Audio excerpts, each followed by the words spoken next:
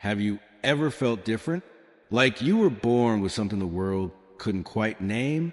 A deeper sensitivity, a stronger intuition, a quiet knowing that you carry a purpose far greater than just getting through life. If this resonates with you, it's not your imagination. You are what many would call a chosen one. You didn't choose it. You were chosen. Chosen to bring light into dark places. Chosen to heal, uplift, and awaken just by being who you are. But here's something no one tells you when you begin walking this path of light. Not everyone deserves your help. And the hard truth is, helping the wrong people can slowly destroy the very gifts God placed within you. You see, the chosen ones often carry a radiant, healing energy. People are drawn to it, like moths to flame. But not all of them come with good intentions. Some just want warmth. Some want to use your light as a power source for their own darkness. And if you're not careful, you'll spend your life pouring into people who only leave you empty. So here's the question you must begin to ask, deeply and seriously. Why would God or the universe or divine wisdom itself warn you not to help everyone? If helping others is good, why would there be a limit? Because sometimes helping is not helping. Sometimes it's enabling. Sometimes it's interrupting divine lessons that others need to go through. And sometimes it's you they're feeding on, not your time, not your money, your energy, your spirit, your divine essence. So today, let's open the spiritual lens a little wider.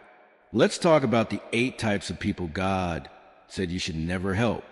Because if you do, you risk draining the very light you were sent here to share. There's a reason this message isn't just some modern self-help advice. It's ancient wisdom. It's a spiritual truth. And yes, it's even in the Bible. In Matthew 7, verse 6, Jesus said something powerful. Do not give what is holy to dogs, nor cast your pearls before swine, lest they trample them under their feet and turn and tear you to pieces. Now let's unpack that. Your time, your energy, your love, your insight, those are your pearls. Those are sacred. And when you give them to people who can't recognize their value, they don't just waste them, they mock them, they abuse the access. And sometimes they turn on you. In spiritual terms, there are souls who operate like parasites. They don't grow from your help. They don't evolve with your guidance. They just latch on, feeding off your light because they refuse to develop their own. That's why this is more than emotional exhaustion. It's spiritual theft. As a chosen one, your energy isn't ordinary. It's a divine resource. But without boundaries, even holy things can be corrupted. So, what kind of people are we talking about? Let's begin with the first type. Someone you've likely met more than once. Someone who takes and never gives anything in return. Let's dive into it. 1. The ungrateful. Let's start with the one that's easiest to overlook, but most spiritually dangerous. The ungrateful. You've given. You've sacrificed. You've bent over backwards to be there for them, emotionally, financially, spiritually, and yet nothing, not even a whisper of gratitude. No thank you, no acknowledgement, not even eye contact.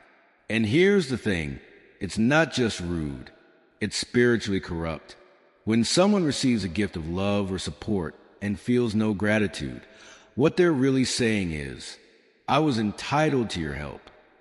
And that attitude turns your light into something disposable in their eyes. Gratitude is an energetic bridge. It's what keeps the flow of giving and receiving holy. Without it, your energy doesn't just fall flat. It gets rejected, even mocked. The Bible teaches us that ingratitude is one of the marks of a hardened heart. And when you give to someone with a hardened heart, your gift often gets twisted, used against you, or simply ignored. Don't pour your living water into a broken cup. Some people don't need more help. They need to learn what it means to truly appreciate the help they've already received. 2. the repeat offender. You've helped them before, and again, and again, and again. Each time, they swear this is the last time. Each time, they promise they've changed. But somehow, the same patterns repeat. The same mistakes. The same chaos. They're not evolving. They're recycling dysfunction. And here's the trap. As a chosen one, you're compassionate by nature. You want to believe in people. You want to give second chances and third and fourth. But the hard truth is this. If someone keeps returning to the same fire, your water isn't the answer. Sometimes people need to burn, not out of punishment, but because fire is the only thing they'll listen to.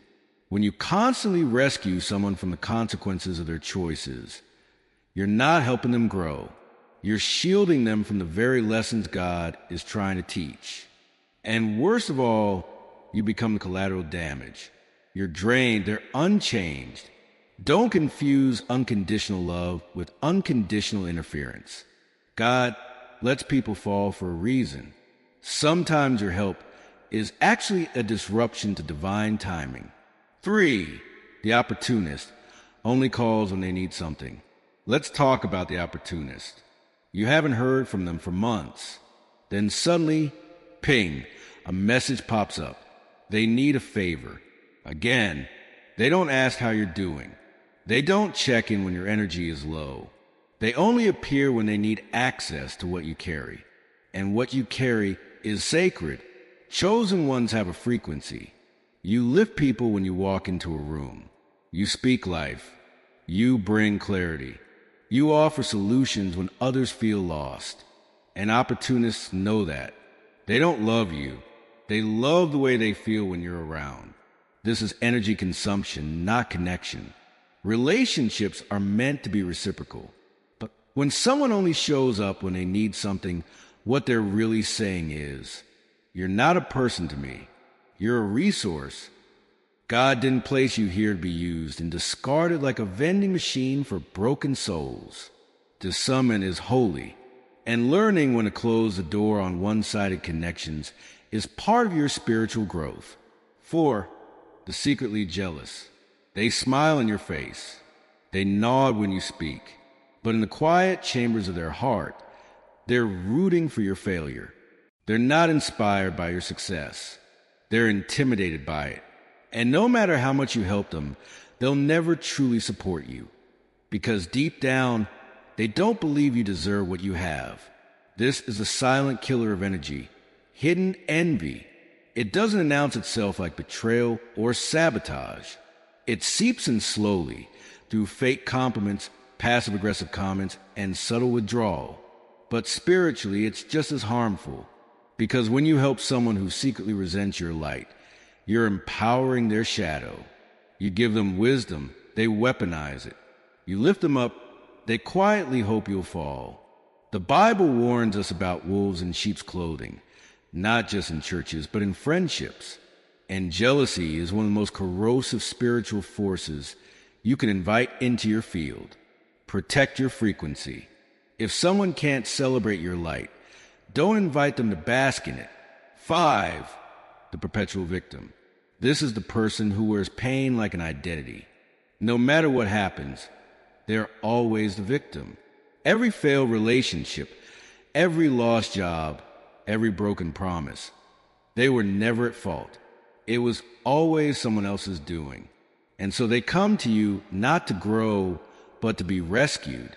Again and again. Here's the trap. They make you feel needed. Their pain feels real. Their tears are convincing and your heart opens. But what you don't realize is you're not empowering them. You're fueling their cycle. Because they're not looking for healing. They're looking for someone to blame life on. You pour out your energy, your advice, your compassion, and still nothing changes. They stay stuck because being stuck has become their comfort zone. Spiritually, this is dangerous. You're not called to be someone's emotional crutch. You're called to awaken souls, not babysit their illusions. Even Jesus didn't heal people who weren't ready to get up and walk. There comes a point when helping the victim-minded becomes enabling, and you, chosen one, are not here to be drained by people who refuse to stand in their own power. 6. The betrayer. This one cuts deep. You helped them when no one else would. You believed in them, lifted them up, shared your light, your platform, your trust. And what did they do? They used your help as a ladder and kicked it out from under you. They talked behind your back. They twisted your kindness. They betrayed you when you needed loyalty the most. And now, they may even want your help again. Here's what you need to know. Forgiveness is divine, but reaccess is optional. God doesn't ask you to be a doormat in the name of love. Even Jesus chose to walk away from certain people after betrayal. If someone has shown you they'll misuse your help, that's not a lack of compassion. It's discernment. You're not punishing them by walking away. You're protecting the light you carry. Because sometimes the most spiritual thing you can say is, no more, not again. 7. The spiritually negative. We all go through hard times. That's part of being human. But some people choose to live in a constant cloud of negativity. They don't want to see the good. They don't want solutions. They want to stay in the dark and pull everyone down with them. You try to lift them. You speak life. You encourage. And somehow you leave the conversation feeling heavier, because spiritual negativity is like quicksand. The more light you give, the more they pull you into their darkness. Chosen one, your vibration is sacred, and light cannot thrive in a space that's fully committed to shadows. The Bible says in 2 Corinthians 6, verse 14, "What fellowship can light have with darkness?" This doesn't mean you stop loving people, but it does mean you stop sharing sacred space with those who only want to dwell in low energy. You can pray for them. You can wish them well. But don't let them drag you into an atmosphere where your gifts are dimmed. Some people don't want help. They want a host. 8. The light destroyer. This is the most dangerous one of all. They don't just want to take your energy. They want to break it. These people subtly tear you down. They criticize your dreams. They mock your intuition. They plant little seeds of doubt until you start questioning your own calling. And here's the scariest part. They often do it under the guise of concern. I'm just being honest. Don't get your hopes up. You're being too sensitive. But make no mistake, this is spiritual warfare.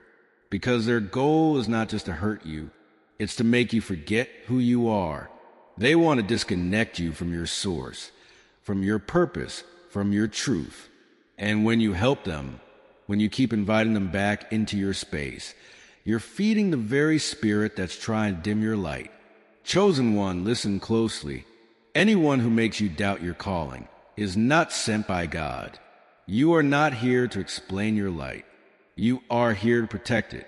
And the only way to do that is to stop helping those who are trying to put it out. Now that we've uncovered these 8 types of people, let's bring this all together. In the next and final part, we'll talk about how to apply this wisdom without guilt, and how protecting your energy is not just self-care, it's divine obedience. Are you ready? Chosen one, there's a reason you've been feeling tired, not just physically, but spiritually drained.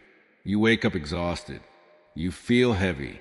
You start second-guessing your path, your purpose, your power. This is what we call energy leakage. It happens when you keep giving your divine light to people who were never meant to receive it. It shows up as emotional burnout, depression that seems to come out of nowhere, a loss of clarity or direction. And the truth is, this is not random. Sometimes, when you keep helping the wrong people, God will pull back your blessings, not as punishment, but as protection.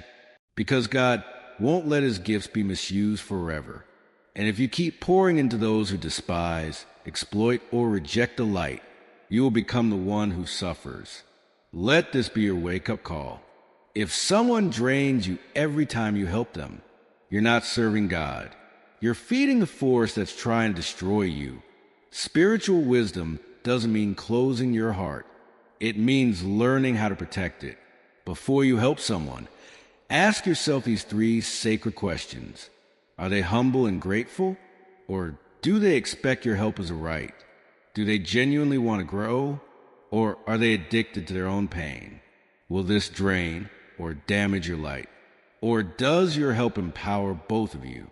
If the answer to any of these is no, pause. Helping them may cost you more than you realize. This isn't about being cold. It's about being wise in spirit. The Bible says, "Be wise as serpents and innocent as doves." You're still called to love, but love doesn't always mean saying yes. You were never meant to blend in. You were never meant to carry everyone. You are a chosen one, a light in a world that often prefers the dark. Jesus said, "You are the light of the world." But even a light must be shielded from the wind to keep burning. So protect what's holy in you. Don't waste your fire trying to warm those who are committed to staying cold. It's time to step into the higher frequency you were born to embody, to stop explaining your soul to those who cannot see it, to guard your calling as sacred. You were chosen for a reason. You carry something divine.